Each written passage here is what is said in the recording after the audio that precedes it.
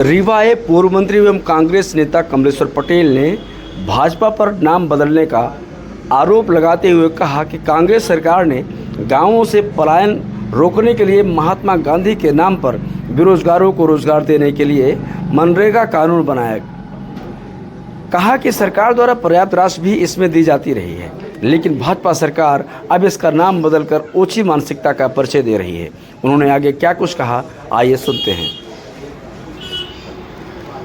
देखिए, महात्मा गांधी रोजगार गारंटी योजना एक ऐसी योजना थी, एक ऐसा कानून था। 2005 में इसको यूपीए गवर्नमेंट ने लागू किया था और लगभग 13 महीने कांग्रेस शासित चाहे राज्य हो चाहे अन्य राज्य हो, जहां कांग्रेस शासित राज्य नहीं भी थे, वहां सभी जो राजनीतिक दल थे, जो सरकारें थी, उनसे चर्चा करके और एक कमेटी बनाई थी। उस कमेटी के अध्यक्ष से कल्याण सिंह जी, जो आपके उत्तर प्रदेश के मुख्यमंत्री थे, जबकि वो भाजपा के नेता थे, और उसके बाद जो सुझाव आए थे उसके अनुरूप महात्मा गांधी रोजगार गारंटी योजना एक कानून बना था।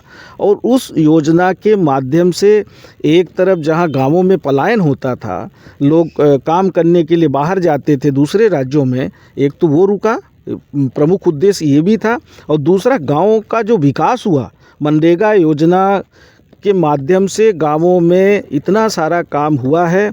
अगर उसकी सूची बनाई जाए तो जब से मनरेगा योजना लागू हुई थी तो दूसरा कोई मद वहाँ पे दिखाई नहीं देगा। यहाँ तक कि मनरेगा कन्वर्जन से भी बहुत सारे डिपार्टमेंट भी काम करते थे, चाहे एग्रीकल्चर डिपार्टमेंट हो, इरिगेशन हो, आपका फॉरेस्ट डिपार्टमेंट हो, पीडब्ल्यूडी हो, और पंचायत ग्रामीण विकास तो काम किए ही है। तो गांवों का एक तरफ विकास भी हुआ है, सड़क है, आंगनवाड़ी केंद्र है। यहाँ तक कि जब हम मंत्री थे, आजीविका मिशन के जो दीदियाँ हैं उनका जो क्लस्टर होता है, हर क्लस्टर में हमने 10-10 लाख रुपए का मनरेगा से भवन बनाने का प्रोविज़न किया था।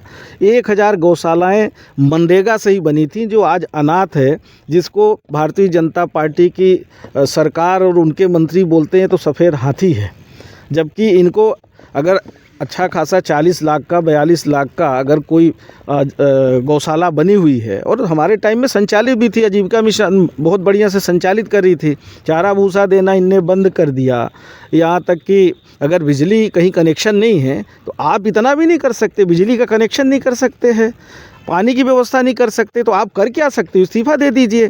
तो देखो, ये सरकार बातें तो करती है बड़ी बड़ी। अब अभी सुना है कि कौन सा बसामन मामा गौ अभयारण्य बनाया जा रहा है। अब जिस दिन ये अभयारण्य बन जाए और जो आवारा पशु है, जिससे किसान सबसे ज़्यादा परेशान हैं, उनसे जिस दिन किसानों को निजात मिल जाए, आज किसान सबसे ज़्यादा बदहाल स्थिति में है। आज किसान बड़ी मुश्किल में खाद, बीज, बिजली के लिए परेशान होता है, बड़ी मुश्किल में पैदावार करता है, और जब उसकी फसल तैयार होती है तो आवारा पशु जो है, जो गौवंश है, वो पूरी तरह से ख़राब कर देते हैं। और सरकार पूरी तरह से इस मामले को लेकर निष्क्रिय है। सरकार सिर्फ इवेंट करती है, सरकार नए नए नाम लेके आती है। गौ कैबिनेट किए हुए भी 2 साल हो गए। सरकार बनने के बाद पहली गौ कैबिनेट किया था उज्जैन में, और 2 साल में कुछ नहीं हुआ। पता नहीं कितने हमारी गौ माताएँ सड़कों पे, या तो जो बाड़ा बनाया था वहाँ बिना चारा भूसा के उनका मृत्यु हो गया।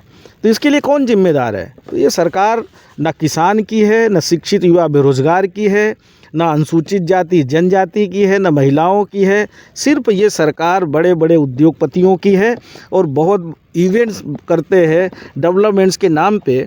तो ऐसा डेवलपमेंट किस काम का? डेवलपमेंट्स में अगर हो, विकास हो, तो उस विकास के दायरे में देश में रहने वाला, प्रदेश में रहने वाला, ज़िले में, गांव में रहने वाला हर व्यक्ति को अगर उसका लाभ मिलता है, हर व्यक्ति अगर खुशहाल होता है, तब तो विकास का कोई मतलब है। और विकास की बात अगर करें तो बुनियाद तो कांग्रेस सरकार ने रखी थी। आज जो भी दिखाई दे रहा है, पुराना इंफ्रास्ट्रक्चर, पुराने चाहे महाविद्यालय हो, मेडिकल कॉलेज हो, NTPC, NCL से लेके जितनी स्कूलें हैं, सब कांग्रेस ने स्थापित किया।